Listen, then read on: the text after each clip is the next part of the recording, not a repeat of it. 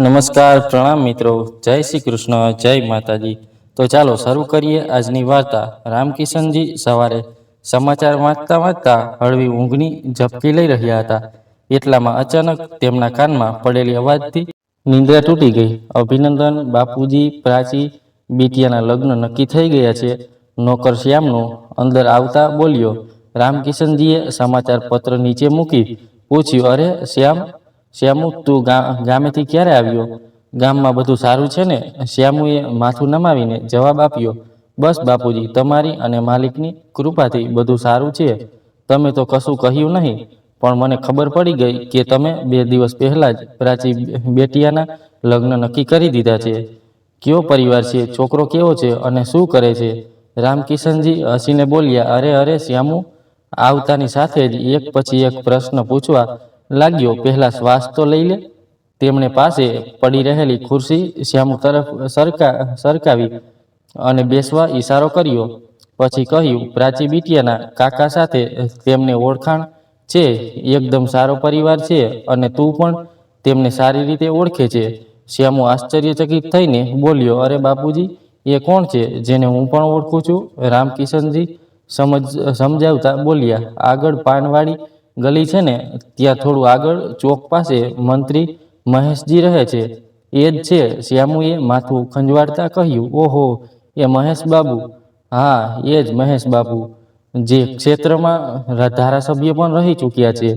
તેમનો દીકરો પ્રશાંત થોડા દિવસો પહેલા જ એન્જિનિયર થયો છે। મહેશજીએ અમારી દીકરી પ્રાચીને ક્યારેય ચોકમાંથી પસાર થતા જોયેલી હશે, એટલે તેમણે અમારી પાસે સંબંધ મોકલ્યો। અમે છોકરાને જોયો તો અમને પણ પસંદ આવી ગયો।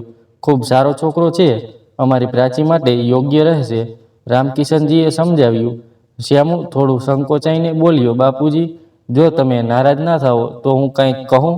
હા હા, બોલ શ્યામુ, તું પણ અમારા પરિવારનો એક સભ્ય છે, તારી સલાહ પણ અમારા માટે મહત્વની છે।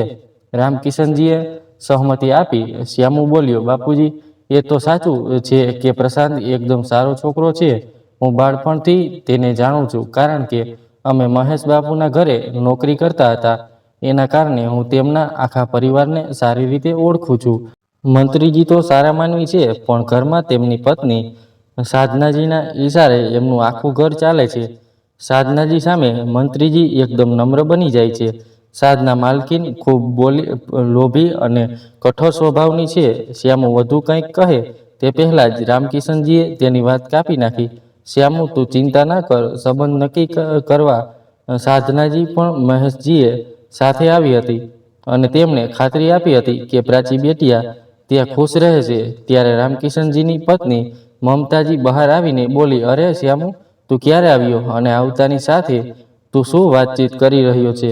રામકિશનજી બોલ્યા, અરે મમતા, આપણો શ્યામુ પ્રાચી બિટિયાની ચિંતા કરી રહ્યો છે, કહી રહ્યો છે કે સાધનાજી સાચી સ્ત્રી નથી, તે લોભી અને સ્વાર્થ પ્રેરિત છે।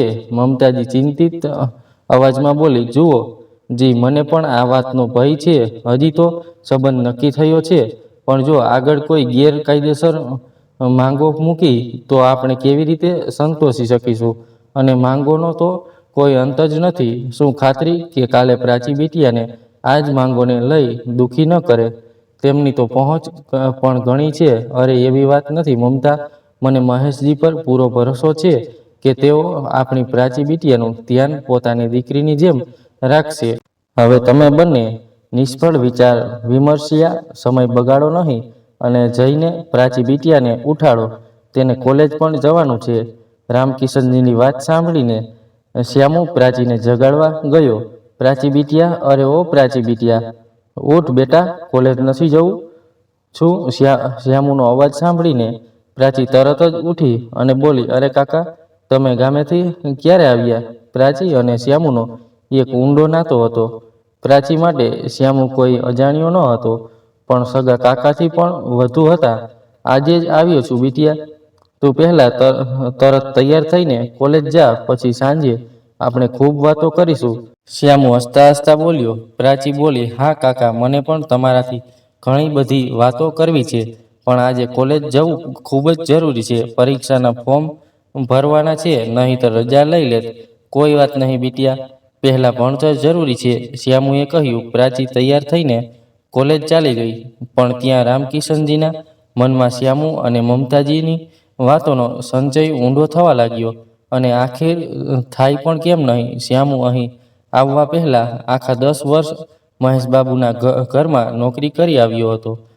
તેનાથી વધુ મહેશબાબુના પરિવારના સ્વભાવ અને પ્રકૃતિને બીજો કોણ ઓળખી શકે?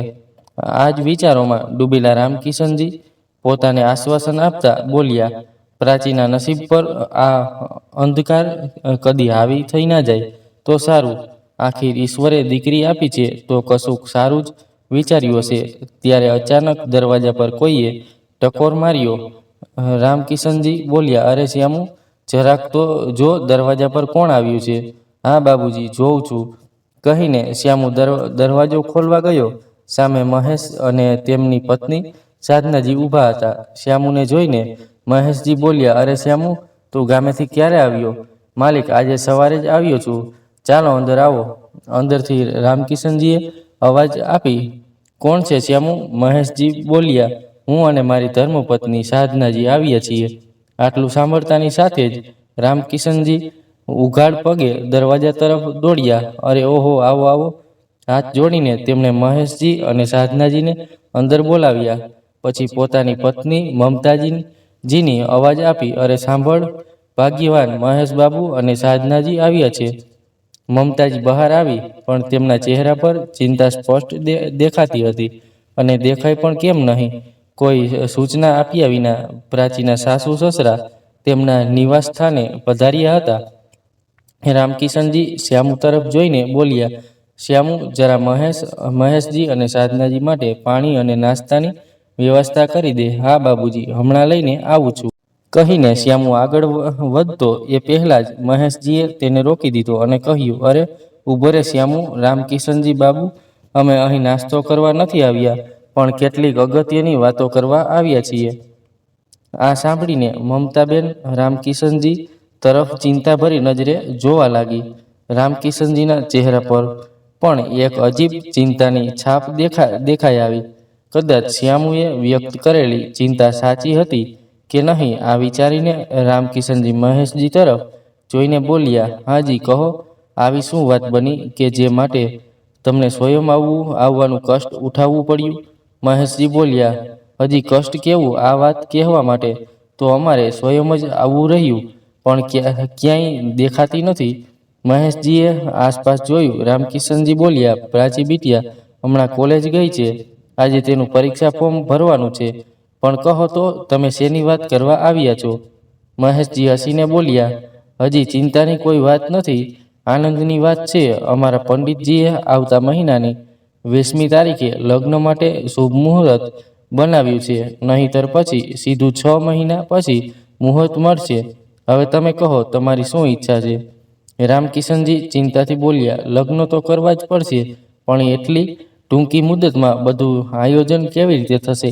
સાધનાબેન હસીને બોલી, અરે ભાઈ સાહેબ, આમ શું વિચારો છો? આજે તો ઇન્ટરનેટનો યુગ છે. તમે ઓનલાઈન ઓર્ડર કરો અને બધું સામાન પણ તમારા ઘરમાં હાજર.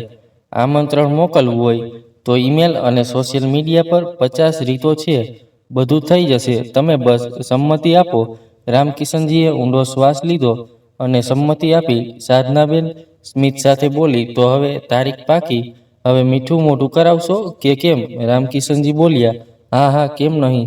તેમણે શ્યામુને બોલાવ્યો. અરે શ્યામુ, જરા મીઠાઈનો ડબ્બો તો લઈ આવ. હા હા બાબુજી, લાવ્યો, કહેતા શ્યામુ મીઠાઈ લેવા દુકાન તરફ દોડી ગયો.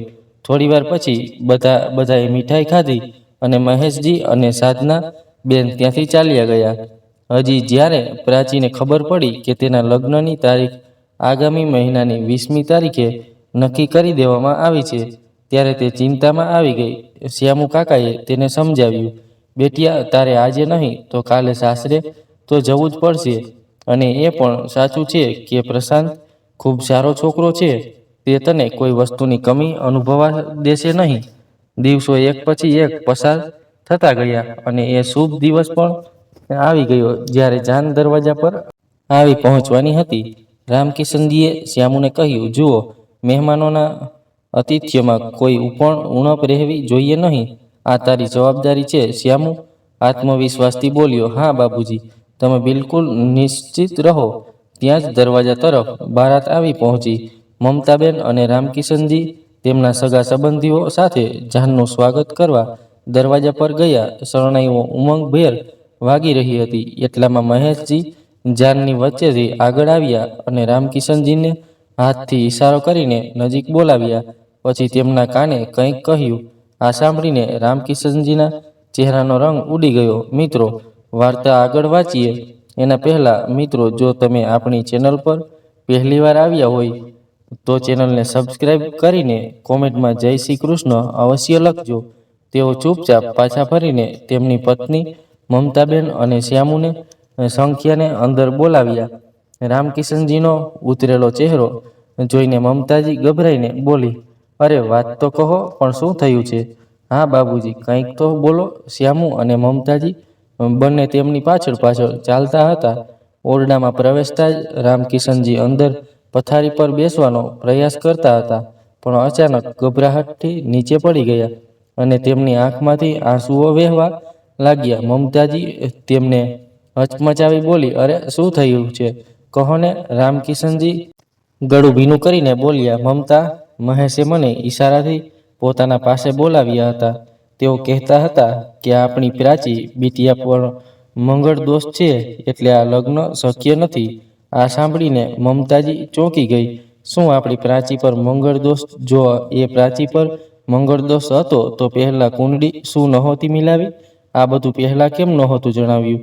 અને જો મંગળ દોષ હતો તો હવે દરવાજા સુધી જાન લાવીને પાછી ફેરવવાની ધમકી આપવાનો શું અર્થ? શ્યામુ બોલ્યો, બાપુજી રડશો નહીં. આગળ શું થયું તે કહો. રામકૃષ્ણજીએ આંસુ લૂછીને કહ્યું, મેં પૂછ્યું કે હવે શું કરવું તો સાધનાજી બોલ્યા, 5 લાખ રૂપિયા આપો તો અમે જાન પાછી ના લઈ જઈએ. મેં કહ્યું, અમારે ત્યાં એટલો મોટો ખર્ચો કેમથી થશે? તો તે બોલી, પૈસા શું કોઈના ઘરમાં હોય છે? બસ બાળકો ખુશ રહેવા જોઈએ. મેં ઘણો સમજાવવાનો પ્રયાસ કર્યો, મારી પરિસ્થિતિ જણાવી, પણ તેઓ જાન પાછી ફેરવવાની ધમકી આપી રહ્યા હતા.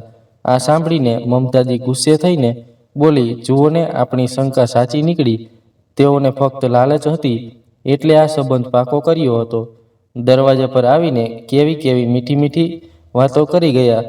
પ્રાચી બિટિયાની નિર્દોષતા અમારું દિલ જીતી ગઈ છે, એટલે આ સંબંધ પાકો કરવો છે. અને હકીકત એ જ નીકળી જે શ્યામુએ પહેલાંથી જ કહ્યું હતું. શ્યામુ બોલ્યો, હું એ લોકોના સ્વભાવને સારી રીતે ઓળખતો હતો, એટલે જ તમને પહેલાંથી જ ચેતવણી આપી હતી. પણ રામકિશન બાપુ, તમારા વિશ્વાસ સામે હું ચૂપ રહી ગયો. હવે તમે શું નિર્ણય લેશો? મમતાજી ગુસ્સે થઈને બોલી, નિર્ણય શું છે? જાન પાછી ફરવા દો.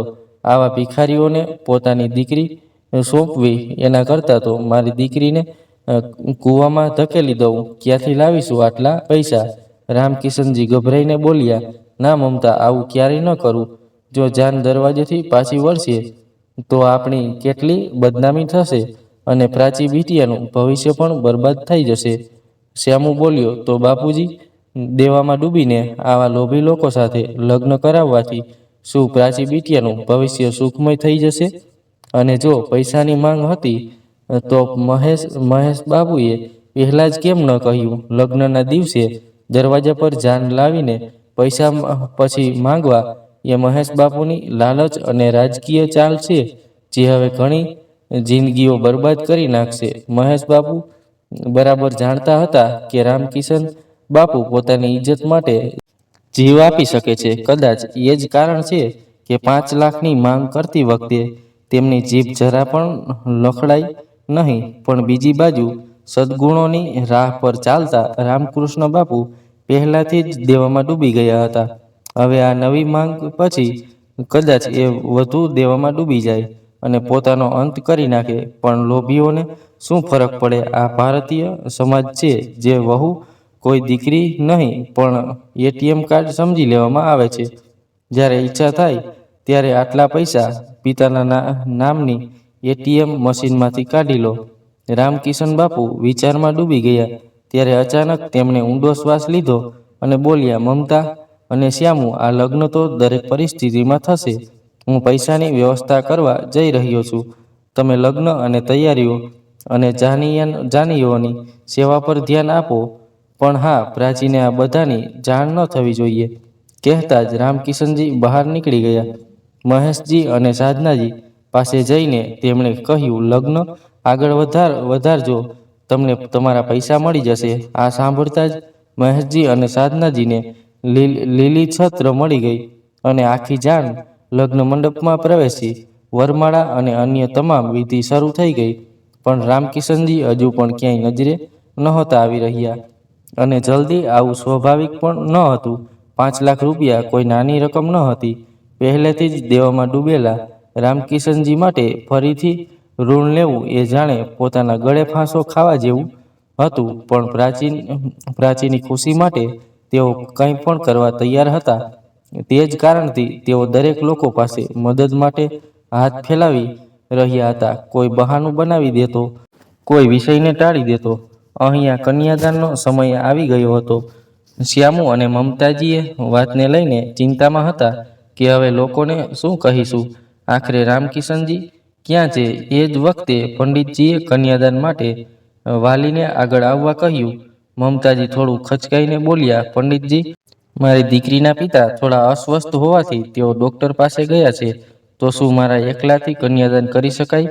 એટલામાં પ્રાચી આગળ આવી અને બોલી, પંડિતજીને કહો ને, શું પિતાના વિના પણ કન્યાદાન શક્ય છે?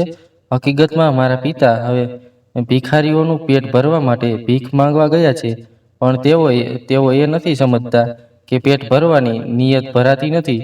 જે આજે ભીખ માંગે છે એ કાલે પણ ભીખ માંગશે. પ્રાચીના શબ્દો સાંભળીને બધાના મોં ખુલ્લા રહી ગયા. લાડાને તો આ વાત સમજાઈ પણ નહોતી રહી. પણ મહેશજી અને સાધનાજી તો હેરાન થઈ ગયા. શ્યામુ અને મમતાજી એકબીજાને પ્રશ્ન સૂચક નજરે જોવા લાગ્યા, જાણે વિચારતા હોય કે પ્રાચીને આ બધું કેવી રીતે ખબર પડે. આખી પરિસ્થિતિ અજાણ બસ પ્રાચીને જોઈ રહ્યો. ત્યારે પ્રાચીએ કહ્યું, તમે બધાએ વિચાર્યું હશે કે હું શું બોલી રહી છું. હું તમને જણાવું. મારા થનારા સાસરે જાનના દરવાજે આવીને કહ્યું કે મારી કુંડળીમાં મંગળ દોષ છે અને આ દોષનું સમાધાન માત્ર તે જ સમયે થશે જો મારા પિતાજી તેમને 5 લાખ રૂપિયા આપશે. નહીં તો તેઓ જાન પાછી ફેરવી દેશે અને મારા કુટુંબની ઇજ્જત ધૂળમાં મિલાવી દેશે. આખરે નેતાજી છે ને, તેમને આ વિચાર પણ નહોતો આવ્યો કે એક ઈમાનદાર માણસ પાસે આટલા પૈસા ક્યાંથી આવશે. મારા પપ્પા પહેલેથી જ કર્જમાં ડૂબેલા હતા. પણ તેમના ઘરમાં દીકરી જન્મી હતી એટલે સમાજે પહેલાથી જ તેમની દુર્દશા નક્કી કરી દીધી હતી. આજે માત્ર એનું પરિણામ મળી રહ્યું છે. આ સાંભળીને મહેશ ગુસ્સાથી બોલ્યો, એ છોકરી શું બકવાસ કરે છે? પ્રાચીએ શાંતપણાથી જવાબ આપ્યો, શા માટે સસરાજી? માં કંઈ ખોટું કહ્યું છે? અથવા તો સત્ય સાંભળવું તમારા માટે તમારી સહનશક્તિ બહાર છે? શું તમારું અંતર્મન તમને યાદ કરાવતું નથી કે તમે કેટલું અનૈતિક દાવાના ઉઠાવ્યું છે? મારા જીવનસાથીની પસંદગી કરવાનો હક મારો છે અને હું આ અગ્નિ અને અહીં હાજર દરેક વ્યક્તિને સાક્ષી રાખીને આ લગ્નને આ ક્ષણે રોકી રહી છું. જાન પાછી જતી રહે છે તો મારા પિતા માટે અપમાનજનક હશે. જાનને ધક્કા મારીને કાઢવા સાથે મારા પિતાની ઇજ્જત જશે કે નહીં તે તો ખબર નહીં, પણ મારા જેવી દરેક દીકરી માટે ગૌરવ જરૂર વધશે, જેને માત્ર પૈસાના લોભમાં વહુ બનાવવામાં આવે છે. ત્યારે વરરાજા પ્રશાંતે કહ્યું, મને આ બાબત વિશે કંઈ જ ખબર ન હતી. પંડિતજીએ મારી સામે જ કુંડળી મેળવી હતી અને તેમાં કોઈ દોષ ન હતો. આપણા ગુણ પણ સંપૂર્ણ રીતે મળતા હતા. મને મારા માતા પિતાના કૃત્ય માટે ખૂબ જ શરમ આવે છે. જો શક્ય હોય તો મને માફ કરી દો. મહેશજી અને સાધનાજી ગુસ્સાથી પોતાના પુત્ર તરફ જોઈ રહ્યા હતા. એવામાં મંડપમાં અફરાતફરી મચી ગઈ કે રામકિશન બાબુ બહાર બેહોશ થઈ ગયા છે. આ સાંભળતા જ બધા લોકો બહાર દોડી ગયા. પણ મહેશજી, સાધનાજી અને પ્રશાંત ત્યાં જ ઊભા રહ્યા. પ્રશાંતે પોતાના માતા પિતાની સામે હાથ જોડીને કહ્યું, તમારા જીવનભરની કમાણીમાં શું કમી રહી ગઈ હતી કે તમે આજે આ ષડયંત્ર રચ્યું? તમારા જ કારણે રામકિશન કાકા મૃત્યુના દરવાજા પર પહોંચી ગયા છે. જો તેમને કંઈ થયું તો આજે અને હમણાંથી જ મારો અને તમારો કોઈ સંબંધ રહેશે નહીં. આટલું કહીને પ્રશાંતે તરત જ બહાર દોડ મારી. સાધનાજી અને મહેશજી પ્રશાંત પ્રશાંત કહી તેને અટકાવવાનો પ્રયત્ન કરતા બહાર આવ્યા. જ્યારે તેઓ બહાર આવ્યા ત્યારે જોયું કે રામકિશન બાબુ લોહીલુહાણ હાલતમાં પડ્યા છે. તેઓ તરત જ તેમની પાસે દોડી ગયા. રામકિશનજીએ પરસેવામાં ભીંજાયેલી રૂપિયાની ગड्डी મહેશજી તરફ પધારીને કહ્યું, લો મહેશ બાબુ, ગણી લેજો, આખા 5 લાખ રૂપિયા છે. હવે સંબંધ તોડશો નહીં. આટલું કહી તેઓ ધીમે ધીમે ગાઢ બેભાનમાં ચાલ્યા ગયા. મહેશજી તરત તેમને હોસ્પિટલ લઈ ગયા. અહીં મમતાજી પોતાની દીકરી પ્રાચીને કહી રહી હતી, દીકરી, કશું નહીં થાય, તારા પપ્પા એકદમ બરાબર થઈ જશે.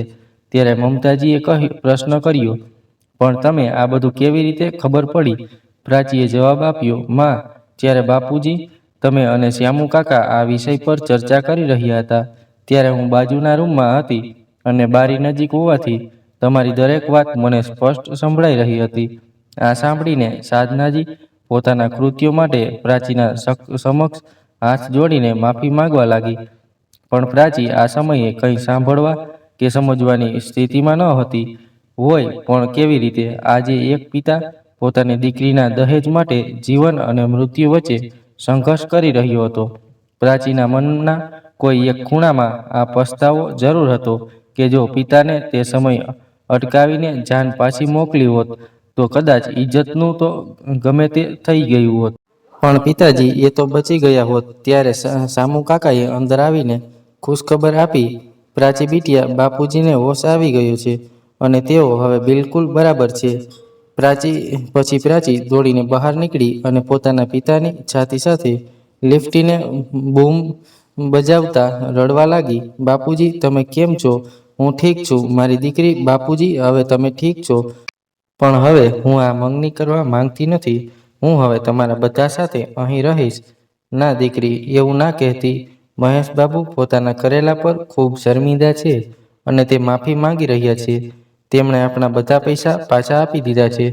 આ સાંભળીને સાધનાજી આગળ આવીને બોલી, હા દીકરી, લાલાચે અમારી આંખો બંધ કરી દીધી હતી, પરંતુ તે અમારી આંખો ખોલી દીધી છે. અમે અમારા કરેલા પર ખૂબ શર્મિંદા છીએ. સચ્ચાઈ તો એ છે કે અમે માફી લાયક પણ નથી, પરંતુ જો તમે અમને માફી આપીને અમારા ઘરમાં વહુ બનીને આવી જશો તો અમે માની લઈશું કે તમે અમને માફ કરી દીધા છે. પ્રાચી ગુસ્સામાં બોલી, હું તમને ક્યારેય માફ કરી શકતી નથી, કારણ કે તમારા એક લાલચથી આજે મારા પિતાજીના જીવને ખતરો આવ્યો છે. હવે તમારા શબ્દોથી મારા પિતાનું દુઃખ હટતું નથી. હવે તમે મોડું કર્યા વિના અહીંથી જઈ શકો છો.